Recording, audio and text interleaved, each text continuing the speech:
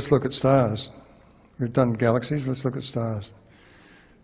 Arthur Eddington had the temerity to say, "It should not be too difficult to understand something as simple as a star." This is typical left hemisphere. His quote is typical: "Isolate, simplify and ignore a global view." Because if you look at coronas, sunspots, flares, magnetic cyclones, etc., his gas Okay, we're going to go for an hour. Doesn't predict any of them. And the alternatives are not explored. He dismisses electrical aspects in a few paragraphs. The failure of this approach is shown by continual complications with each new discovery. It's treated as an isolated, gravitating ball of gas. Conventionally, it's a body that satisfies three conditions. It's made of hydrogen, plus a few impurities. Having a core of the lightest element is the most fanciful assumption. It's needed to allow the thermonuclear energy model to be viable. That also requires hypothetical extreme conditions in the core. It's only required by the thermonuclear theory and is completely untestable. It also has, that's unverifiable, and also the sequence of nuclear reactions that take place in the core cannot be verified. They're very complex and requires quantum tunneling, which I referred to earlier. And what's more, there's a more complex, different story for different stars. It's certainly not simple. It's an explosive model because one of the reactions is sensitive to the temperature to the fifth power. It also needs an unknown radiation zone to break down the X-rays from the nuclear core. There's no body known that has a radiation or the energy transferred through the body through a radiation zone, so this is hypothetical. And also, from the point of view of life on Earth and so on, it has a restrictive and variable Goldilocks zones distant from the star. It's not the best place to nurture life in the universe. Impossible stars. Formation by gravitational accretion doesn't work. It's never been explained satisfactorily. It has hydrogen, the lightest element in the core. The model doesn't predict the observed features or behaviour. It has different models for white dwarfs, neutron stars, etc. And the life story of stars is super complicated and untestable. And some stars do strange things. They switch from one place to another without going through the transition stages. Renowned scientists like Eddington, who made grave mistakes about the sun and Einstein's general relativity — he went out explicitly to prove Einstein correct, not to test his theory — continue to haunt us today. It gives the lie to the belief that science is self-correcting. It is not, given the way in which science is done today. As Eddington said, if there's no other way out, we may have to suppose that bright line spectra in the stars are produced by electric discharges. The clues were there, but what if was not followed through. Herschel reveals a ribbon of future stars. This was reported on March the 30th this year. So this is a very recent picture. Stars and planets are formed by powerful electromagnetic forces like pearls on a cosmic string. This is a quote from an earlier report. Gravity can be ignored. Plasma cosmology. There is no gravitational accretion. There's no way you can form a string like that using gravity. Gravity is a central force and the material tends to come into a centre. It doesn't form a string. But this recent report says, and this is important, stars are shot out of the filaments by a slingshot mechanism. And there's a diagram here which shows the filaments moving around like those in the plasma ball, where they snake about. The stars, having been formed in this filament, are left behind as the filament moves on, and these stars are shot out. And it's interesting because Tony Peratt described to us once the effect seen in high-energy discharge experiments as these plasmoids scattered like buckshot. Now, it's not only stars that are formed here, it's all solid bodies, including planets. And they may be captured by the stars to form the weird assortment, over 3,500 of them so far, of exoplanetary systems that have been observed. New stars also may fission to produce hot Jupiters in very close orbits and achieve electrical stability with their changing electrical environment. The movement of the filaments, as I said, is like those in a plasma ball. Heavy elements convect into a cool core. This is interesting because those blue filaments you saw before are the coldest part of the cloud, and this is where the stars are forming. The traditional view is that the stars had to form by gravitational collapse and not lose any of the heat of the collapse, otherwise they couldn't start their nuclear fires. Well, this doesn't require any of that. It was one of the surprises for theorists is that the blue filament I mentioned is the coldest part of the cloud and contains 800 times as much mass as the Sun. This is not a surprise for plasma cosmologists.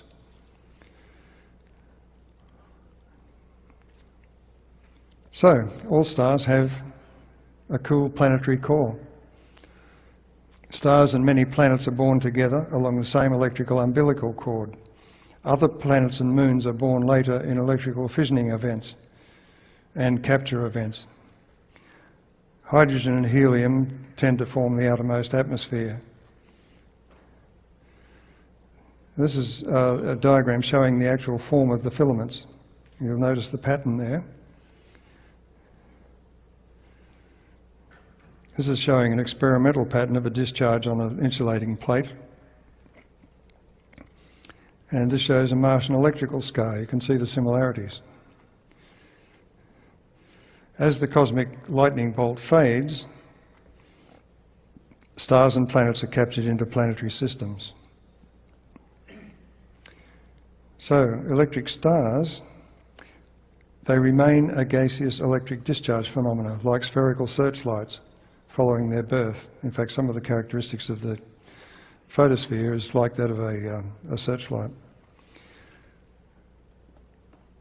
All bright stars catalytically produce heavy elements in their photospheric plasma discharges.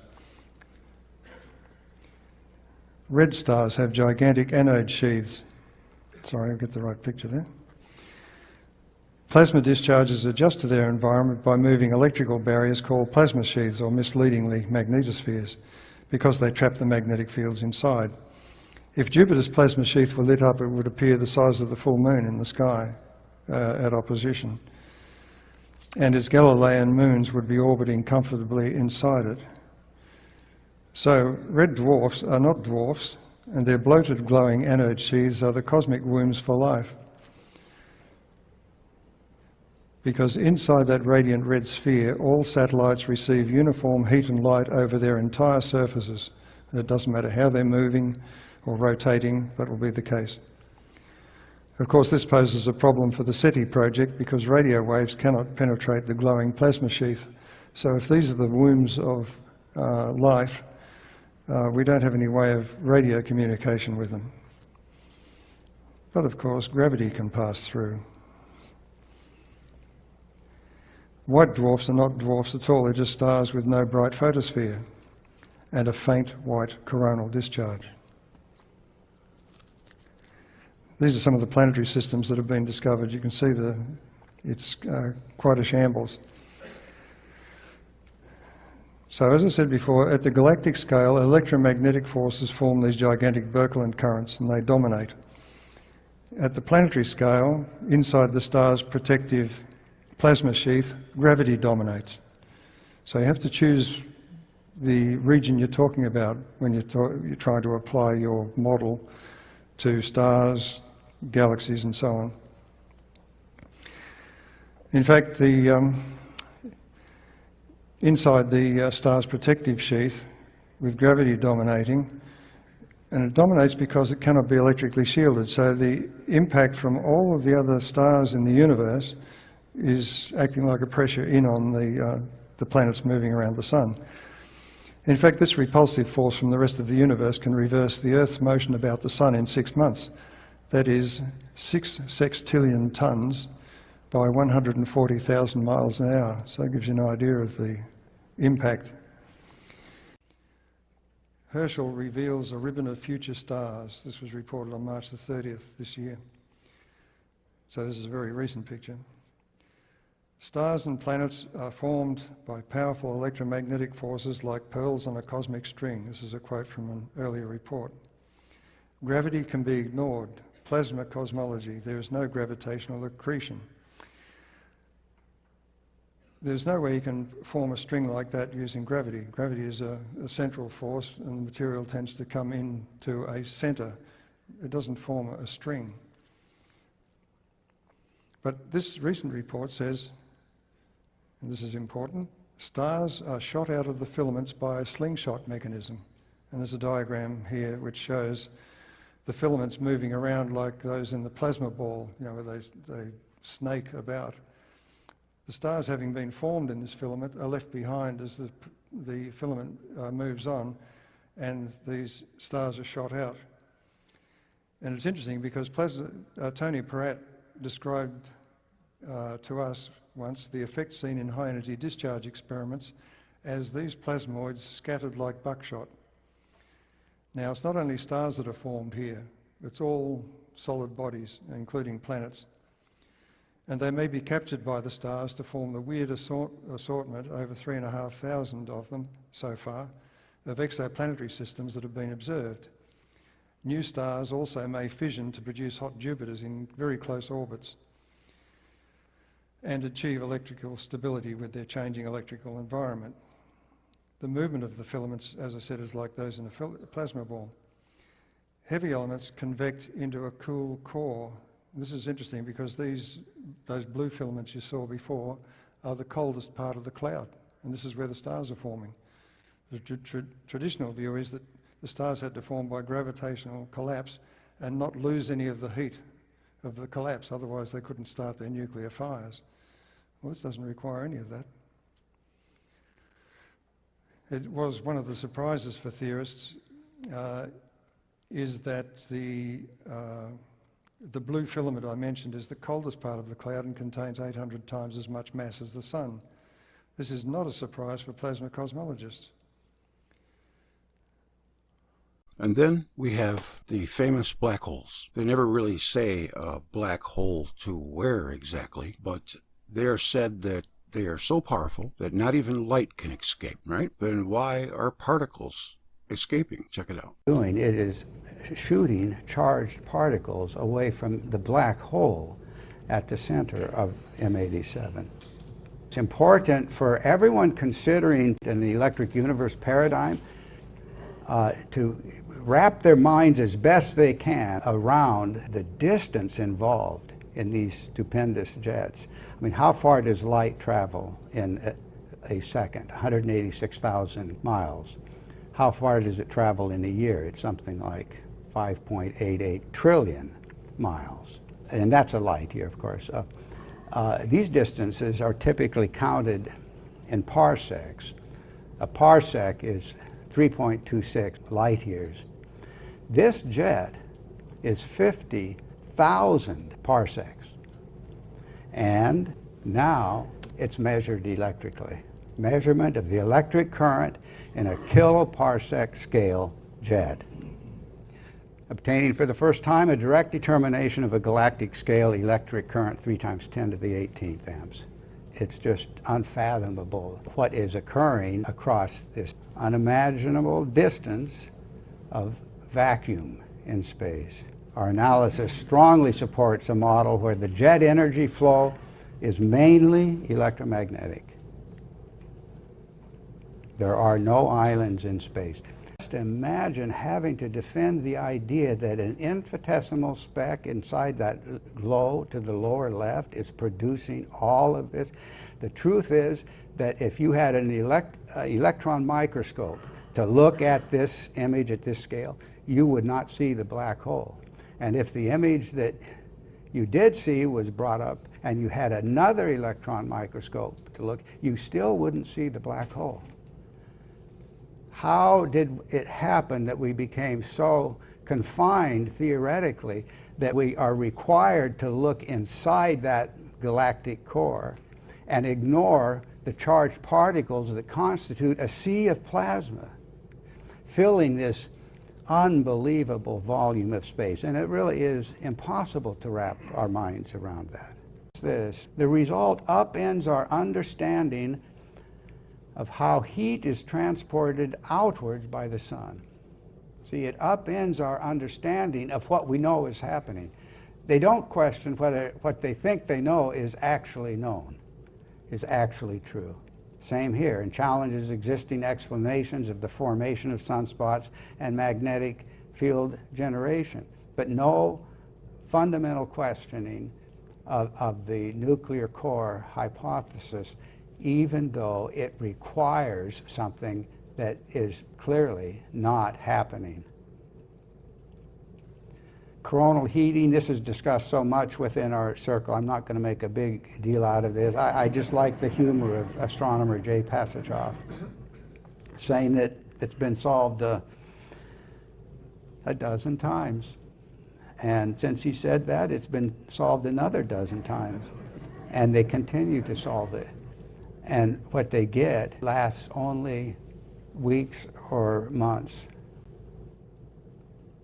I'm going to give a ridiculously elementary example of coronal heating from a radically different vantage point. The vantage point that would emphasize interfacial boundaries between two domains, both of which are contributing to a dynamic event. Here's a candle. Where's the heat, the maximum heat? It's not down at the fuel supply. It's in the interface of the fuel supply and the surrounding oxygen.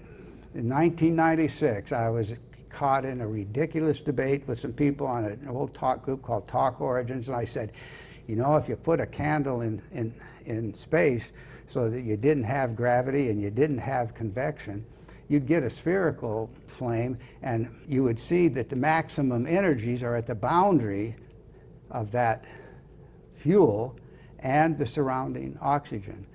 And it just happened a couple years ago that in this International Space Station, they put a candle, and that's exactly what you do get here.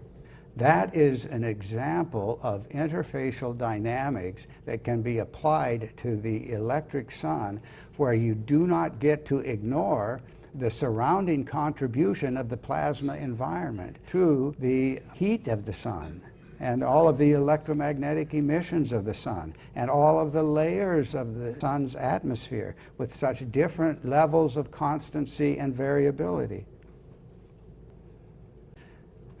Polar jets that they help to complete the image of a dollar-sized magnet here, but this is not new. I mean, Birkeland's experiment gave you polar jets and essentially gave you the core or the focal point of the hourglass form that has been hypothesized by the electric sun proponents, and you see in such nebula as the butterfly nebula.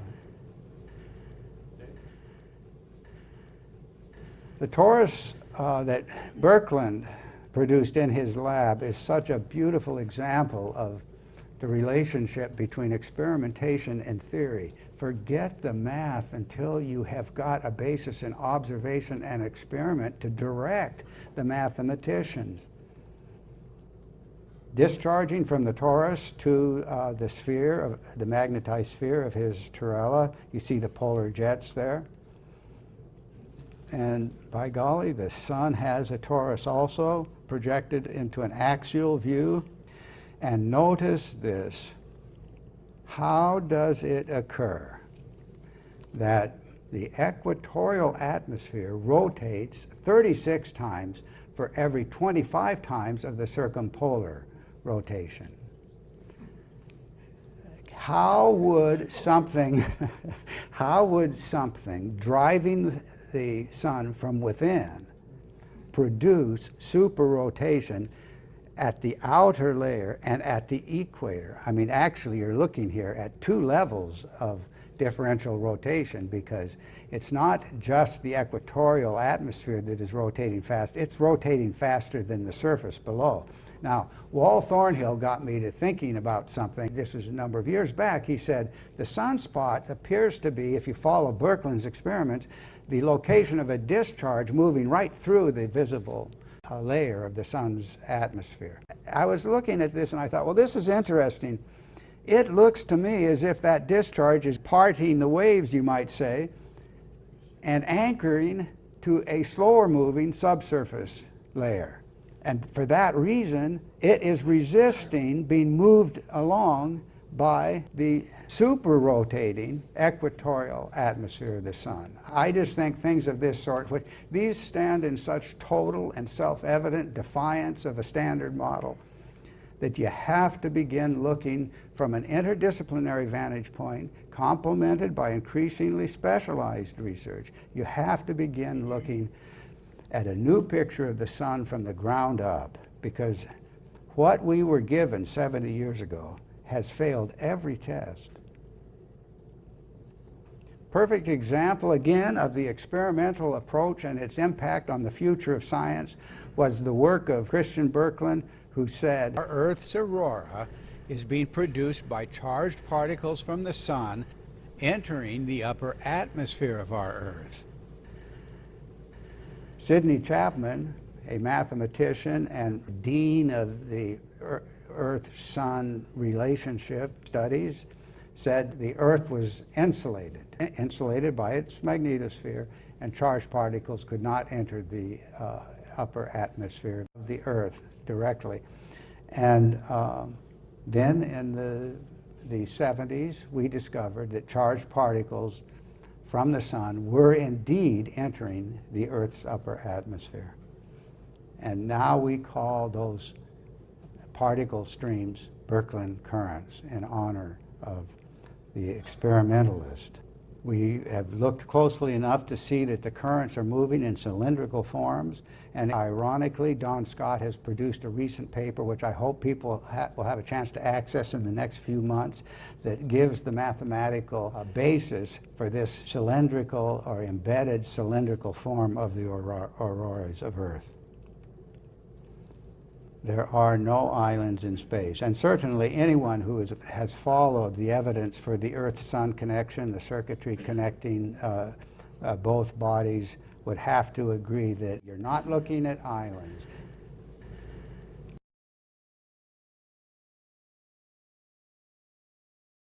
If the sun had nuclear fusion at its core, that would mean that it would burn at a uniform rate, top to bottom, North Pole to South Pole, throughout its lifetime, when in fact the sun is a variable star. That means it has more power at times than it does at others. It has a 22-year cycle.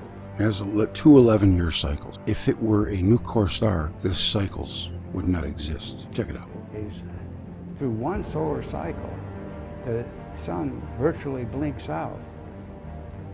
Additionally, you have in X-rays this equally profound regional variation. And we have to reflect on how could it happen that a thermonuclear core would produce, by heat transferred outward, a uniquely stable photosphere. And then as you rise into higher elevations, you get profound variability of emissions. What is causing that variability? Well, here's something that bears directly on that kind of question, and the line you see there is a voltage curve that was initially produced by Ralph Jurgens, a brilliant engineer who is, you might say, the father of the electric sun hypothesis. Supernovas. Stars are supposed to go through a certain set of stages, but that's not what we're seeing in the universe. Is in an old elliptical galaxy in a region where there are no stars being born. So this raises some questions at the end of the article. It says, is this a runaway star from another star formation site? Is it a very local bit of star formation? Is it a different way for such a supernova to occur? None of these seems very likely, so we have a real puzzle. Well, the problem stems from the theory of stars themselves. In fact, the models of stars are so complex that they are non-predictive. One wag suggested you could just as easily come up with a koala bear as a star from the complexity of the theory. The other thing is that a supernova explosion is not really understood. It's a very clever model, but it's totally beyond belief. You have a star which suddenly switches off a theoretical engine at the centre, its nuclear furnace, and it suddenly implodes. So this requires the switch off to be sudden, and not only that, the implosion then has to rebound to form the explosion. Of course, this kind of model you would expect would form a spherical shell of material racing away from the star. But what do we see when we look at supernovae? Generally, they have an axis along which matter is ejected. So it's not spherical, the explosion. So this is another puzzle. In fact, it was June last year, it was reported that supercomputer models of supernovae failed to explode. All they did was to implode and collapse. So it's not surprising that astronomers are puzzled. This particular supernova shows a high degree of helium, which also is unexpected. So it was even suggested that perhaps this particular supernova was another type which is due to white dwarfs exceeding a certain mass and then exploding. And so they said maybe it was a collision of two white dwarfs, one of which was helium-rich. So you can see these special conditions that are being introduced in order to try and explain this supernova. Now, it's just a couple of years ago that I had published in the IEEE Transactions on Plasma Science my explanation of supernova 1987A, which shows structure. It showed 3 rings which were centered on an axis through the star, and these rings were made of bright beads. The one nearest the star, encircling where the star was, were very bright, and those further away were dimmer. But this kind of structure is just not explained by any theory of an exploding star. Much of the strange and encumbered reasoning behind the standard supernova theory may be resolved if a supernova is reinterpreted as an electrical discharge. In the electric universe model of stars, the complex chemistry to produce the heavy elements inside the star is unnecessary in a supernova. The idea is, of course, that there are populations of stars, and the first population of stars exploded and threw all of the heavier elements out into space where they were collected to make the second population of stars. Now, this is a very messy and inefficient way of producing the stars that we see in our own galaxy, for instance. Also, wherever you look, astronomers are finding anomalies in chemical compositions of stars, stars that shouldn't be there. They're the wrong age, the wrong population. Recently, looking at globular clusters, they've been puzzled by the chemical composition of those stars because it was thought they must have all been produced at the same time in the same event, and yet they're finding compositions which don't fit that picture.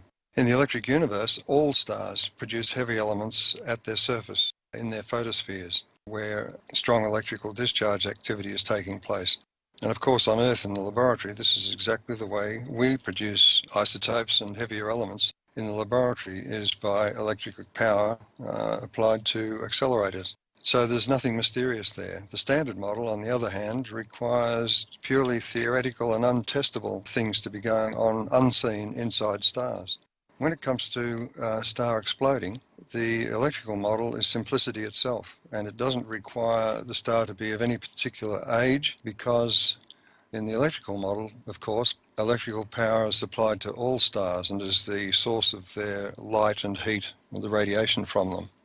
Now, Hans Alfvén pointed out that the circuits in space also include what are called double layers, where charge is separated across a very small region of space.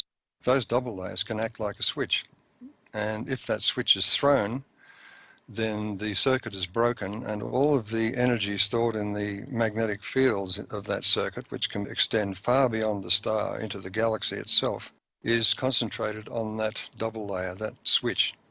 And that switch can actually be at the surface of a star.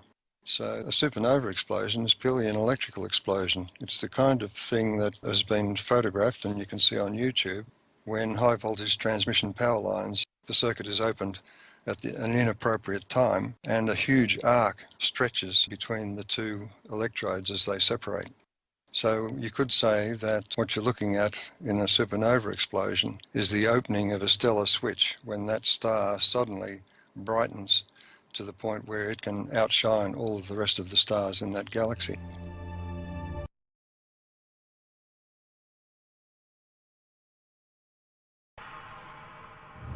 typical ion in the solar wind, a hydrogen nucleus, moving about 20 kilometers per second, which is relatively slow for the ions in the solar wind, in the magnetic field of the sun, experiences potentially magnetic forces that are something like 10 million times the strength of the gravitational force on that same ion from the sun.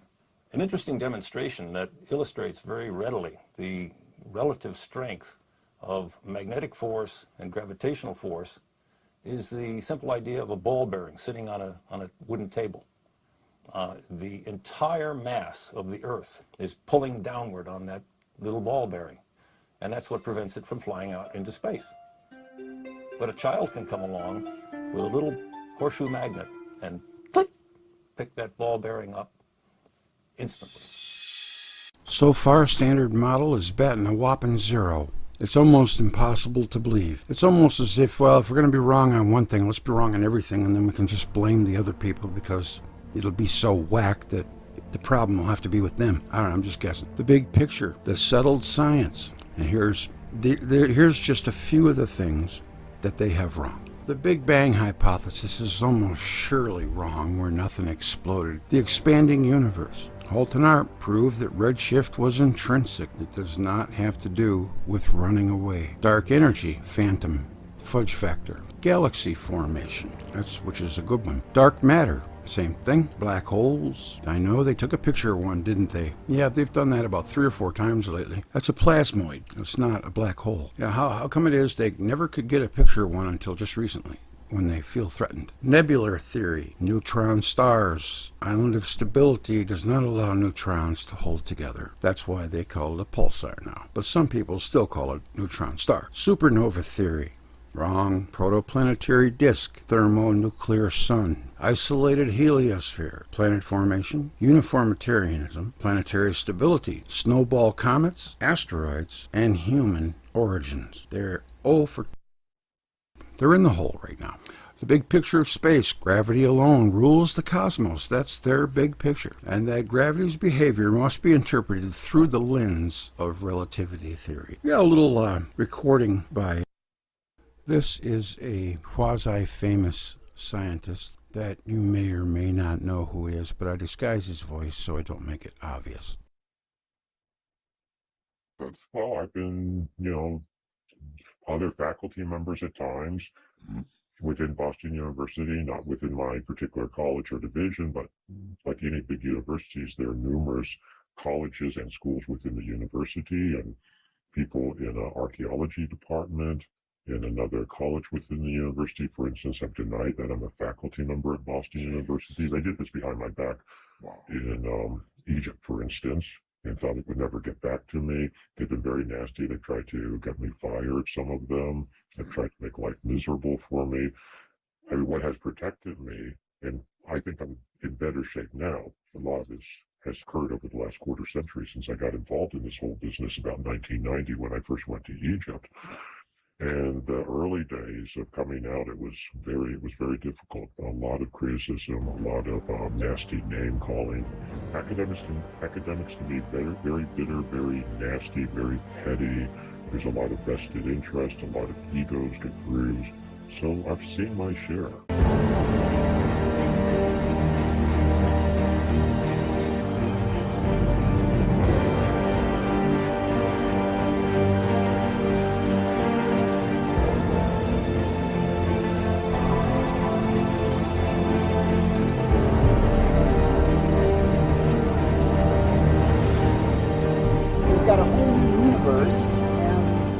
Theoreticians are still trying to look at it through, a friend of mine says they're peering through the wrong end of the telescope and telling us what they imagine they see. Than gravity. And the answer is that through the years we've used optical telescopes, but recently we have what are called radio telescopes, and we've broadened the spectrum that we can look at the sky with. And those radio telescopes can measure electric currents and magnetic fields, and we can determine from those measurements the strength of the electric currents, the strength of the forces involved, and the amount of energy that's stored out there in space.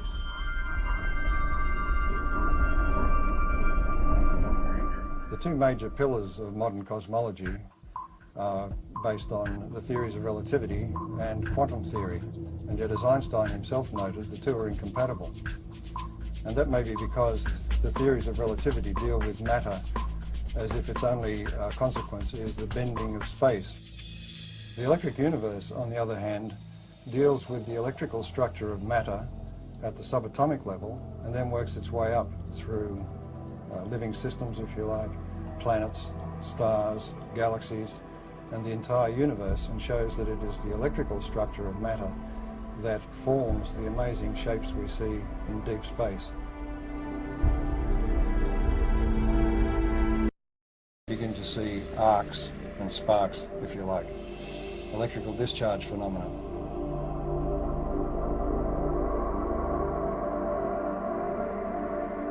The standard theory of comets comes from the view that the solar system was formed from a rotating cloud of gas and dust, and that the planets, in some fashion as yet unexplained completely, formed from most of that gas and dust, but there were leftovers.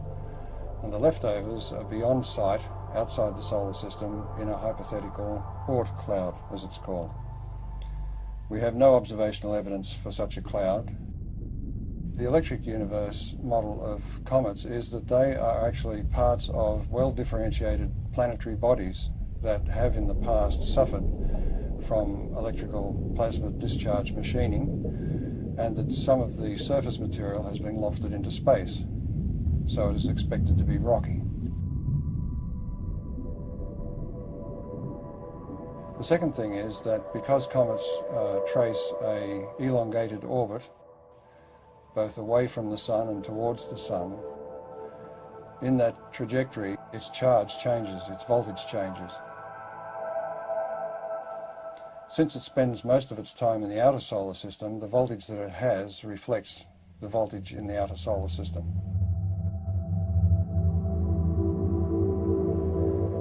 But as it hurtles towards the sun, as it enters towards the Earth's orbit, the voltage is changing rapidly, and the comet has to respond to that by beginning to discharge. And that's where we see the familiar cometary phenomena of the coma and the various tails that it produces.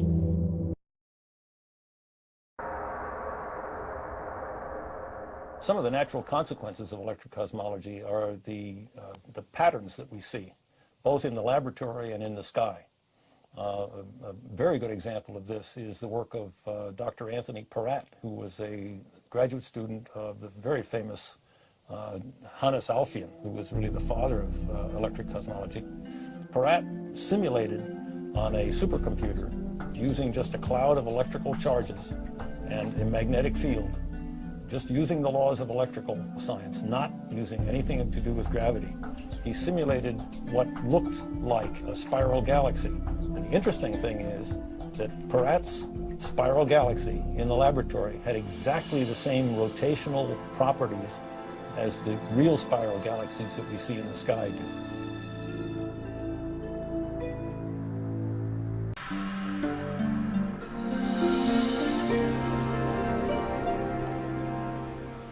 The sun just dominates our sky as the source of light and warmth and life itself on Earth.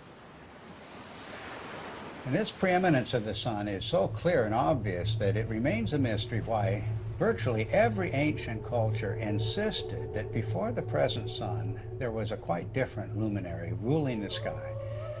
The central sun, the superior sun, the best sun, the motionless sun. And all of these cultures, whatever may be the meaning of these traditions, are insisting that the sky has changed. Of course, our ideas about the sun have continually changed. Only a few centuries ago, the sun was a campfire or ember in the sky. Then, early in the 20th century, under the influence of gravitational theory, the sun was seen as a gravitationally collapsing nebular cloud.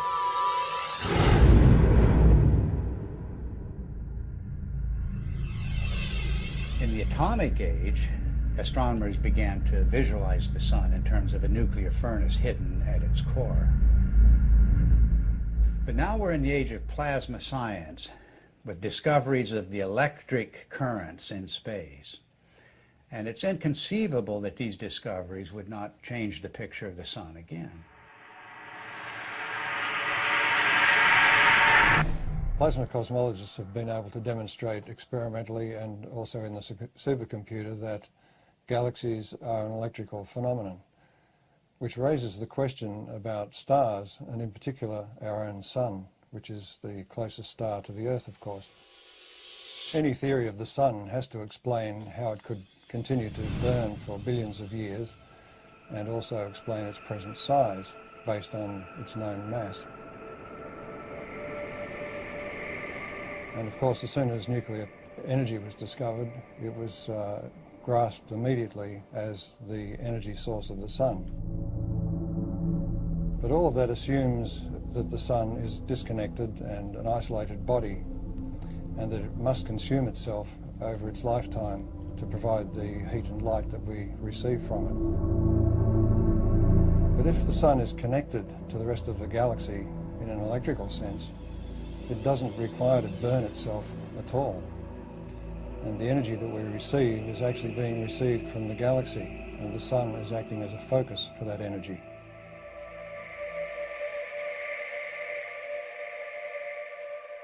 The sun is actually a fairly typical star. And so if we want to understand stars and cosmology, we really have to understand the sun. And the standard model of the sun, so-called, that astronomers are so very proud of these days, really doesn't explain very much about the sun. Why is there a corona in the first place? Everybody knows about the corona, the beautiful corona that we see during solar eclipses. Why is it there? It's clearly an electrical phenomenon.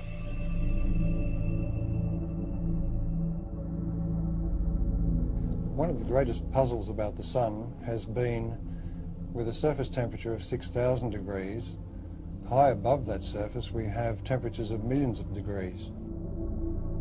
And the question has been, how do we get the energy from the center of the sun somehow past that surface to heat the upper atmosphere of the sun to millions of degrees?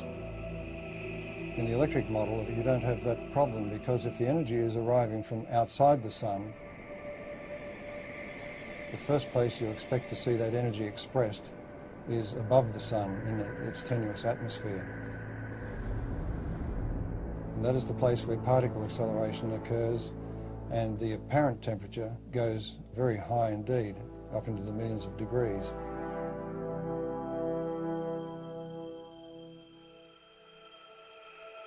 The fact that the particles in the solar wind accelerate, that is to say, increase their velocity with increasing distance away from the sun, the farther away they get, the faster they go. And the fact that those particles are indeed charged particles leads me, as an electrical engineer, to come to the immediate conclusion that this is an electrical process. In the solar model, think of the sun as being a positive anode, very high voltage body that obviously would emanate an electric field. And if you put a charged particle in an electric field, it will accelerate. That's the way we accelerate particles here on Earth. It's the way every physicist and electrodynamicist has ever increased the velocity of a charged particle, is put it in an electric field. One of the features we observe on the sun, which have no business being there, according to the standard model, are sunspots. The most significant thing about a sunspot is the fact that the center of the sunspot is dark. And if the sun is trying to radiate energy from its core into space, we should expect that it is bright. And if you think about that umbra, that darkest place in the center of sunspots, that's the place where we can see deepest into the sun. And just consider the fact that at that point where we can really see down into the sun, that's the absolute coldest place that we are able to measure. If the center of the sun is really a nuclear fusion furnace, it should be the hottest because we're closest to the source, and it's not the case. If you ask any astronomer, why are there sunspots? Why are the umbra dark? They will blame it on some sort of warped, twisted magnetic fields. They will say that it has to do with the solar dynamo, all of which lurk unseen like a big genie somewhere below the surface. These phenomena are only to be expected if the sun is electrical in nature. Astrophysicists make the claim that the solar fusion model has indeed been tested in the laboratory, and nothing really is further from the truth. Although each of the steps involved in the hydrogen to helium fusion reaction have indeed been verified experimentally, the overall experiment, the overall reaction, has never been produced in a continuous laboratory experiment. Continuous hydrogen to helium fusion has not been attained in the lab. The strength, in fact, of the electric cosmology is that indeed all of the mechanisms that the electrical people talk about have indeed been verified over decades, in fact, at least a century, in the laboratory. The plasma scaling is well known, and plasma and electrical experiments have verified every step of the way.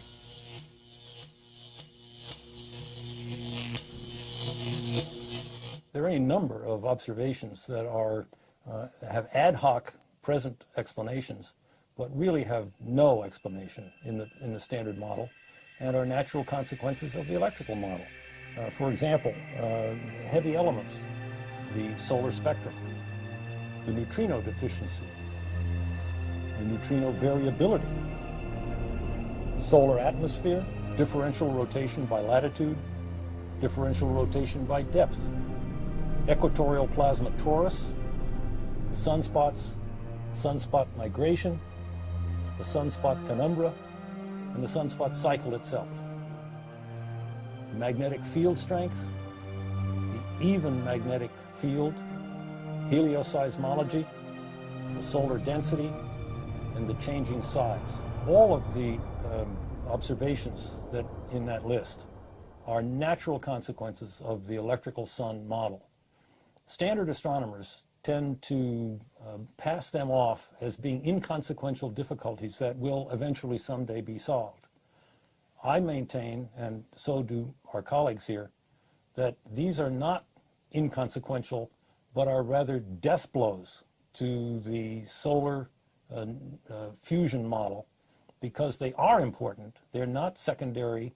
They're primary falsifying observations for that failed nuclear fusion model.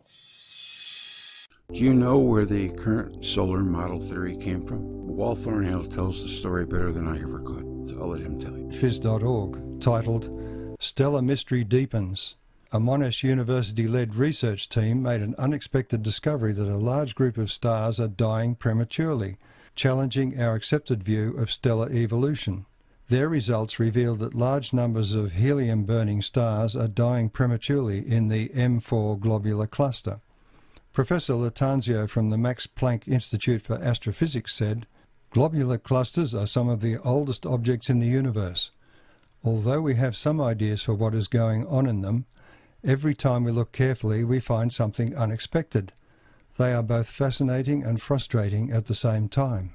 The international team found that about half of the stars tend to skip the red giant phase, instead becoming white dwarfs millions of years ahead of schedule.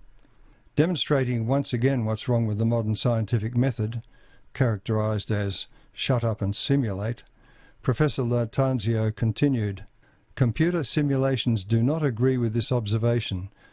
So, as well as continuing observations, new computer models will need to be generated to better understand what is taking place in the cores of these stars.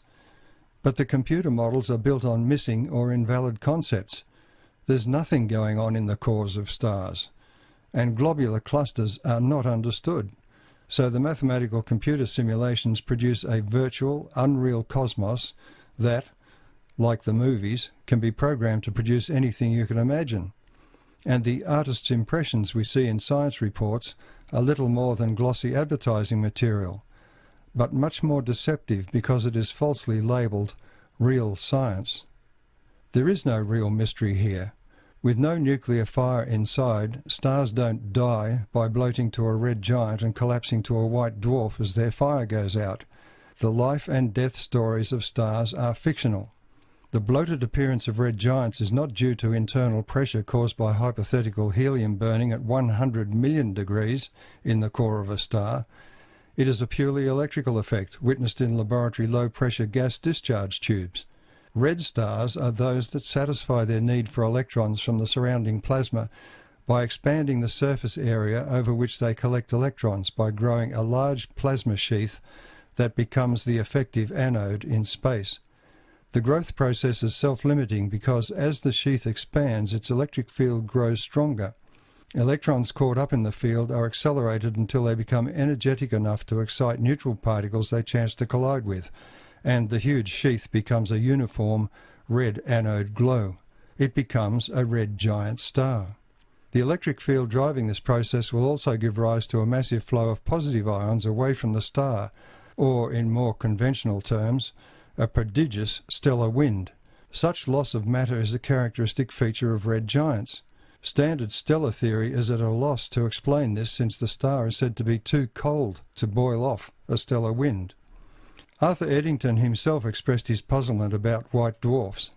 Strange objects, which persist in showing a type of spectrum entirely out of keeping with their luminosity, may ultimately teach us more than a host which radiates according to rule. He was right. A white dwarf appears extremely hot, white, and underluminous because it is a faint white coronal discharge. As usual, a thin plasma sheath will be formed between the plasma of the star and the plasma of space.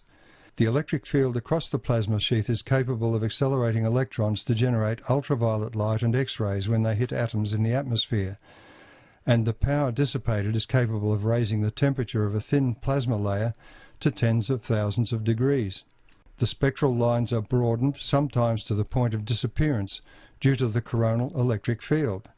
This gives the misleading impression that hydrogen, whose spectral lines are smeared the most, is missing in many of these stars, and that therefore they are remnants of larger stars that have conventionally lost or burned their hydrogen fuel. So, globular clusters are not some of the oldest objects in the universe. Their spherical shape of a dense collection of stars and their elliptical orbits about the galactic centre